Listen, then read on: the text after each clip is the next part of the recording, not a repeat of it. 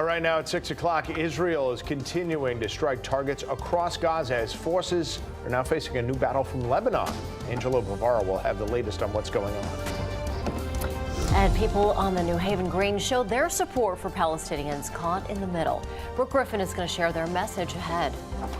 Plus, a deadly fire is being investigated this morning in Terville. We'll tell you what first responders heard when they first got to the scene yesterday. All local, all morning. This is Fox 61, Connecticut's news station. Good Monday morning. Thanks so much for choosing us here at Fox 61 and Fox 61 Plus America Areas. And I'm Tim Lammers. Good morning to you. We hope you had a good weekend. So let's get things started with a check on the forecast as we get over to meteorologist Rachel Piscatelli. What's going on? Not bad. Not a bad start to the day. Yep. I had a sweatshirt on this morning, and I think I could have used something that was a little bit thicker. It was chilly. It was very chilly. So just kind of keep that in mind if you're heading out the door now. 44 degrees over in Hartford. Winds out of the north to northwest, just around 3 miles per hour. We are trending a little bit cooler than this time yesterday, anywhere from 2 to about 10 degrees cooler. So our numbers, we're dressing for the 40s. Now about 41 degrees in Willimantic. It's 41 in Torrington, 47 in the Elm City, and 45 in Bridgeport, with winds out of the northwest 5 to about 15 miles per hour. So while it's not a particularly breezy day, we could see gust potential upwards of 15 to 20 miles per hour this afternoon. And we'll see a few clouds in the afternoon too. Temperatures up around the 60-degree mark, so close to where we should be for this time of year. 58 degrees in Waterbury, 59 in Hartford today, 61 in Wallingford, and in the upper 50s near 60 degrees from northeastern Connecticut down to southeastern Connecticut too. Moving forward, we are expecting dry conditions through the work week. In addition to that, we are going to see our numbers begin to steadily rise into the upper 60s to near 70 by Wednesday, and even higher than that to close out the work week. We'll detail that out for you and just how high those numbers are expected to get coming up in just about 15 minutes. It's 6:02. Let's get a check out on those roads. Symphony, I had my heat on again in the car. Seat warmers, all of it going. I'm such a baby when it comes to these cool temperatures. It's sweater weather. Sweater dress weather.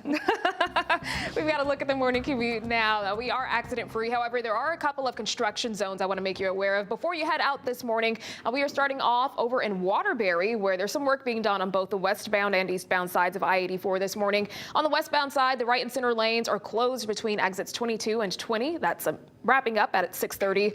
And on the eastbound side, the right and center lanes will be closed between exits 18 and 22. That closure also expected to last until 6:30. Taking a live look in Plainville, where there's also some road work being done on 84 westbound this morning. Right and center lanes will be closed in that area between exit 33 and 32 until 6:30, causing a little bit of a backup there. Different scene here in the capital city. Smooth sailing on 84 through downtown Hartford. No delays to report on 91 or 84. Let's wrap with a quick look at the New Haven drive times. Looking good on 95 north and 91 south. However, we are seeing our usual slowdown on 95 south. Heading to Bridgeport, you'll get there in just under 30 minutes. Tim, Erica. Well, this morning, Israeli warplanes continue to hit targets across Gaza, including in some areas where civilians had been told to seek refuge. Israel says it is stepping up airstrikes to reduce the risk to troops who are in the next stages as fears of a widening war continue to grow. Fox 61's Angelo Bavaro is joining us in the Breaking News Center with the latest. Angelo. Erica, Tim, good morning. Tanks and troops massed at the Gaza border as Israel is widely expected to launch a ground offensive in that region. Now, more than 2 weeks after Hamas's brutal rampage into southern Israeli communities, Israeli warplanes have also hit targets in the occupied West Bank, Syria, and Lebanon in recent days. Clashes between Israel and the Iranian-backed Hezbollah have also been escalating along the Israel-Lebanon border. Israeli Prime Minister Benjamin Netanyahu found the time to travel up north to be with the troops and to deliver a message to Hezbollah that a destructive war like it waged against Israel back in 2006 will look like nothing if they try to start something now. If Hezbollah decides to enter the war, it will miss the second Lebanon war. It will make the mistake of its life. We will cripple it with a force it cannot even imagine. And the meaning for Hezbollah and for the state of Lebanon will be devastating. In a joint statement on Sunday, President Biden and other world leaders welcomed the release of 2 hostages by Hamas, a mother and a daughter from Chicago, abducted in Israel. Now, in that statement, the leaders also reiterating support for Israel's right to defend itself from Hamas terrorists, while also urging the Jewish state to protect civilians and follow international humanitarian law. Now, at least 5,700 people have been killed in the war on both sides. That includes at least 1,400 Israeli civilians and soldiers and 32 Americans. The Hamas-run Gaza Health Ministry claims at least 4,300 Palestinians have been killed in the Gaza and the West Bank. Tim, Erica, I will send things back to you. Angelo, thanks. Now, we know that humanitarian aid is also starting to trickle into Gaza. So what's the latest on that?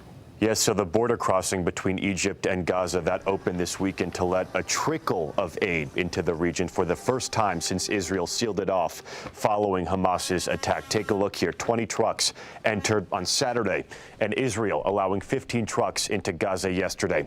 More than 200 trucks, to put this into perspective, carrying 3,000 tons of aid, have been waiting nearby for days.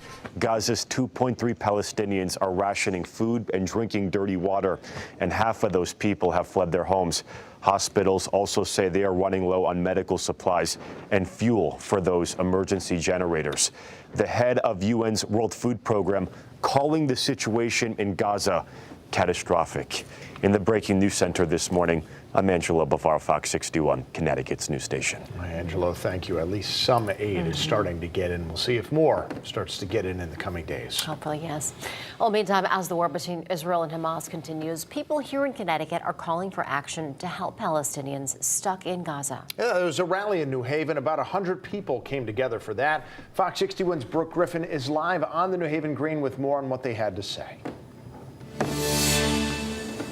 Well, as that rally was happening last night, the Palestinians that were here saying that they are really looking for answers as they see that the plan of action right now by Israeli leaders is to heavily keep bombing the Gaza Strip. Now, they say in that rally last night that they want the leadership here in the United States to call for a ceasefire so that their loved ones, friends, family, all across in that area right now have a chance at survival. Now, the death toll has risen every day since Hamas first attacked Israel on October 7th, and Israel then began to fire back into the Strip later that day. There have been thousands of casualties on both sides and far more injured. Back here in New Haven, a rally in support of Palestinians took place last night. Around 100 people gathered to call on Congress and our state representatives to action and demand more aid be sent into the Strip. Many of them say they still have family and friends stuck in Gaza with no access to food, water, or even medical help. There is aid slowly coming into Gaza as of Saturday. Some of the trucks with needed items were let through, and more trucks are expected to go in today. The group here on the Green spent the evening simply wanting people to become educated on what's going on and using their voices to try to cause change. We want our Congress, we want our representatives, we want the government to condemn genocide in the Gaza Strip. They need to call for a ceasefire. Illuminate their stories, talk to people what's truly happening over there, educate people over here, so then what's happening over here can translate to over there and we can achieve peace and justice for them.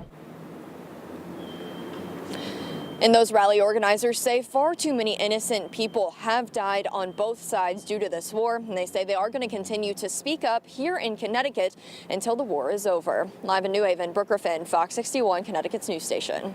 Hey, Brooke, thank you. And we will continue to follow all developments related to this war. So to make sure you don't miss an update, you can scan the QR code on your screen for a link to download the free Fox 61 News app.